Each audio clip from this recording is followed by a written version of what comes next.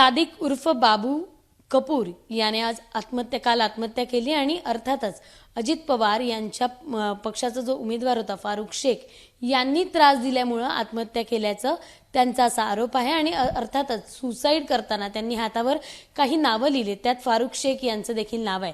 मात्र हे सगळं करायच्या आधी त्यांनी ही सुसाईड नोट आहे, ती सुसाईड नोट जे अजित पवार आणि दोन्ही राष्ट्रवादीचे कार्यकर्ते होते, प्रशांत जगताप आता ते काँग्रेसमध्ये आहेत, त्यांना ही सुसाईड नोट पाठवली होती आणि या सुसाईड नोटमध्ये त्यांनी कारणं देखील लिहिली होती. आपण जर बघितलं तर पोस्टानं ही सुसाईड नोट आहे ती प्रशांत जगताप यांच्याकडे आली आहे.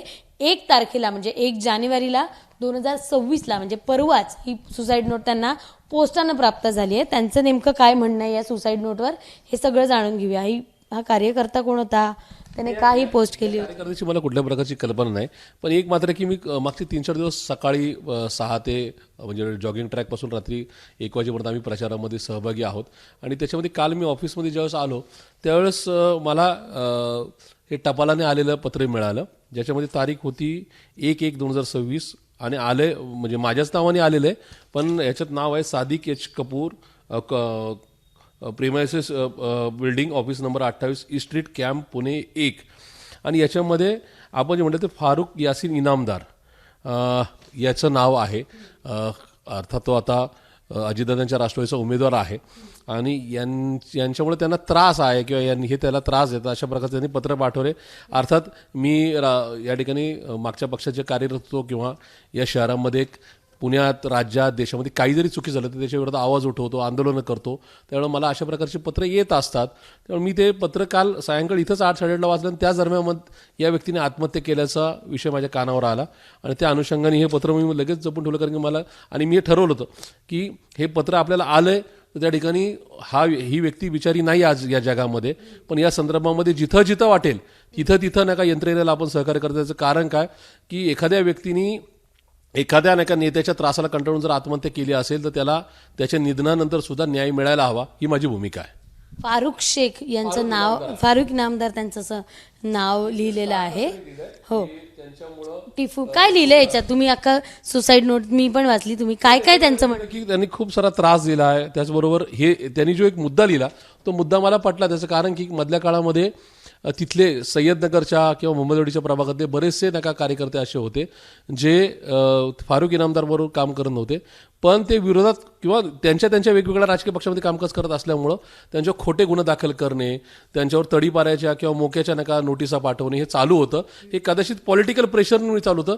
हे माझ्याही कानावर होतं. मधल्या काळात मी या सरकारी म्हणजे आजपासून मागं 4 महिने गेलात तर 4 महिने मी सगळ्या तिथल्या पोलीस अधिकाऱ्यांना विनंती केली होती की ही व्यक्ती या ठिकाणी पॉलिटिकल इन्फ्लुएन्स निर्माण करून तुम्हाला त्या ठिकाणी गुन्हे दाखल करायला लावतीये.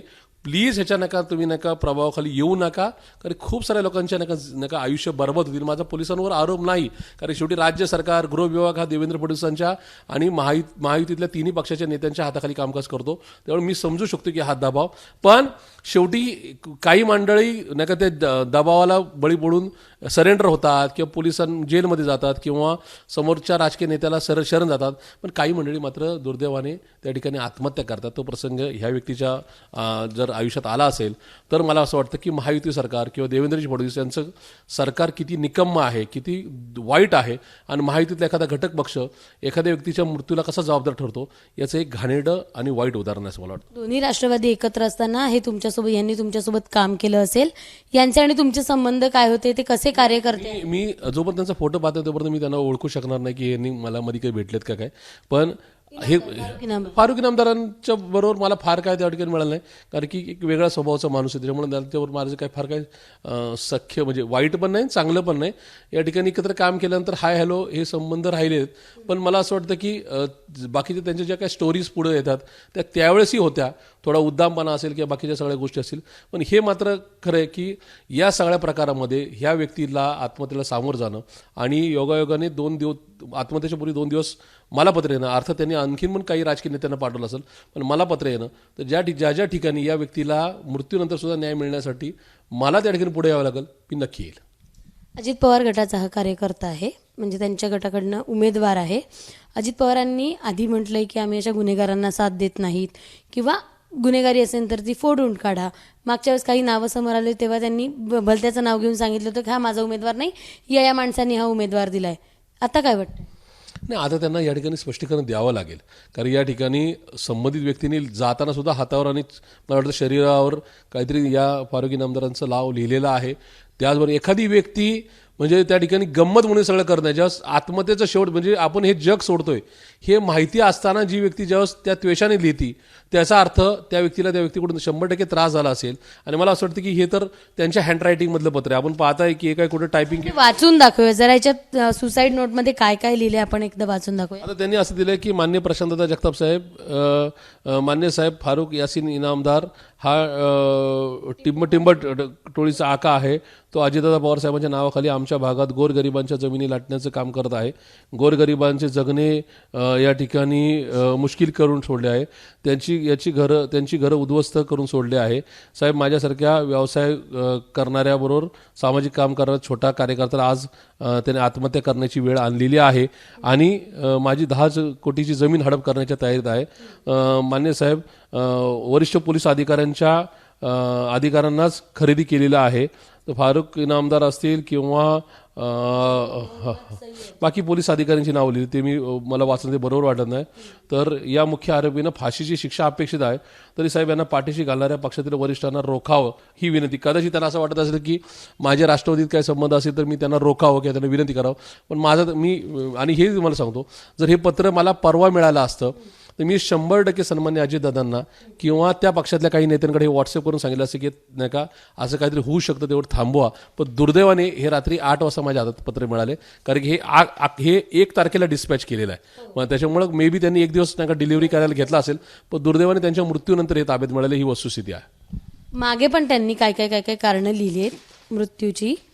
ह्याच्यात त्यांनी त्यांचं स्वतःचं सामाजिक कार्य पण लिहिलं आहे की गेल्या 20 वर्षापासून राष्ट्रीय कार्यक्रम ध्वजारोहणाचा कार्यक्रम करत आहे. स्वतःची पतसंस्था ते चालवत आहेत. पूरग्रस्तांना त्यांनी मदत केलेली आहे. कोविडच्या काळामध्ये त्यांनी हजारो लोकांना या ठिकाणी म्हणजे अन्नधान्य पुरवलेलं आहे. त्याचबरोबर कब्रस्तानच्या नाका साफसफाई केलेली आहे. कब्रस्तानला गेट नव्हतं ते त्यांनी स्वतः गेट बसवलेलं आहे. त्याचबरोबर फारुक इनामदारवर याच्या आधीही गुन्हे आहे, मोक्यासारखा गुन्हा त्यांच्यावर आहे असल्याची माहिती आहे, किंवा जमीन हडप करण्याच्या पण गुन्हे आहेत. कोंढवा पोलीस स्टेशनमध्ये पण त्यांचे 5 कोटीच्या संदर्भातला एक गुन्हा दाखल आहे. त्यांचं काही पॉलिटिकल क्रिमिनल मागच्या काळात त्यांचं काय असेल त्या संदर्भात मला त्यांच्यावर काय वैयक्तिक आरोप करायचा नाही.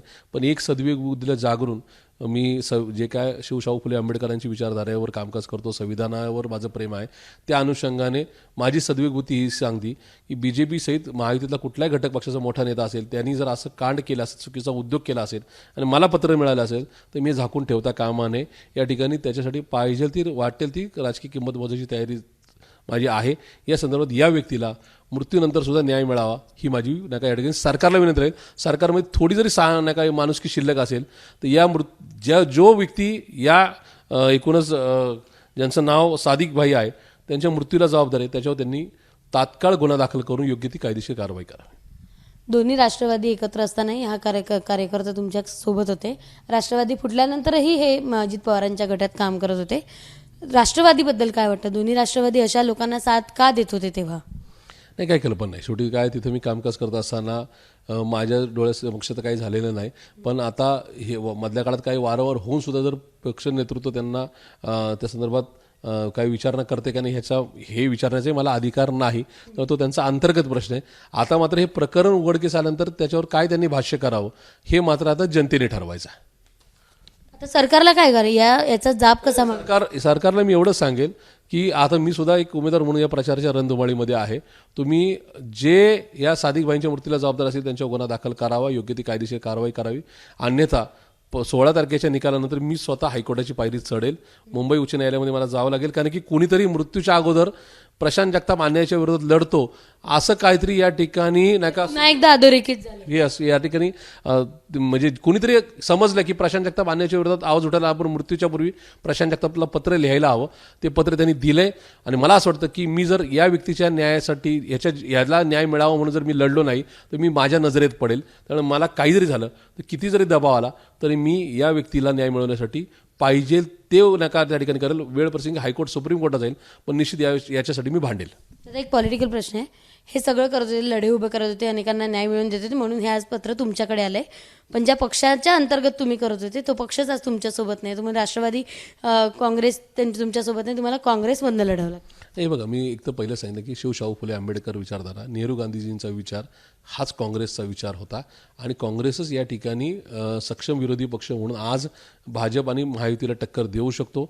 मधल्या काळामध्ये जे काय झालं त्याच्यावर मला काही भाष्य करायचं नाही, पण एक नक्की होतं की या ठिकाणी सर्वसामान्य माणूस जेन्झी का होतं, म्हणजे माझं सगळ्या पक्षांना भाजप इतर सगळ्या पक्षांना माझं सांगणं आहे की जेन्झी नेपाळमध्ये झालं, त्याच्या अगोदर जे काही नाव होतं ते श्रीलंका, म्यानमार, बांगलादेशमध्ये का झालं, त्याचं मागचं कारण आहे की सगळेच पक्ष जे काय सत्ताधारी पक्षाला सरेंडर होत आहेत, त्यामुळे तरुणांमध्ये राग आहे.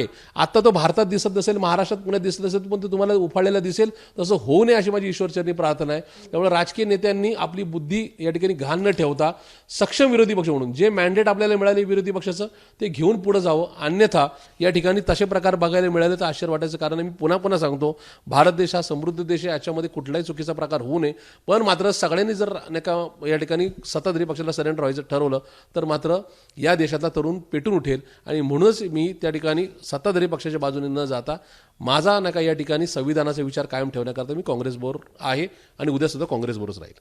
ही जी सुसाईड नोट आहे ही त्यांना 1 तारखेला प्राप्त झाली आहे. अर्थातच ही सुसाईड नोट जर त्यांना 2 दिवसाआधी म्हणजे साधारण 2 किंवा 3 तारखेला भेटली असती तर या कपूर जो आहे त्याचा जीव वाचला असता. मात्र प्रशांत जगताप हे अन्यायाच्या विरोधात लढतात हे त्या कार्यकर्त्याला माहिती होतं आणि त्यामुळे त्यांनी ही सुसाईड नोट यांच्याकडे पाठवली. मात्र या सुसाईड नोटच्या विरोधात किंवा अजित पवार गटाकडनं किंवा राष्ट्रवादी काँग्रेसकडनं अर्थातच महाविकास आघाडी महायुतीकडनं जर अशा पद्धतीच्या लोकांना साथ दिला जात असेल तर याच्या विरोधात देखील मी अन्यायाचा जो अन्याय होत असेल तर याच्या विरोधात देखील मी लढा उभा करेन आणि हायकोर्टात जाईल असा जो दावा आहे तो प्रशांत जगताप यांनी केलाय. कॅमेरामन राजेश बिळकर सह शिवानी पांढरे, एबीपी माझा, पुणे. एबीपी माझा, उघडा डोळे बघा नीट.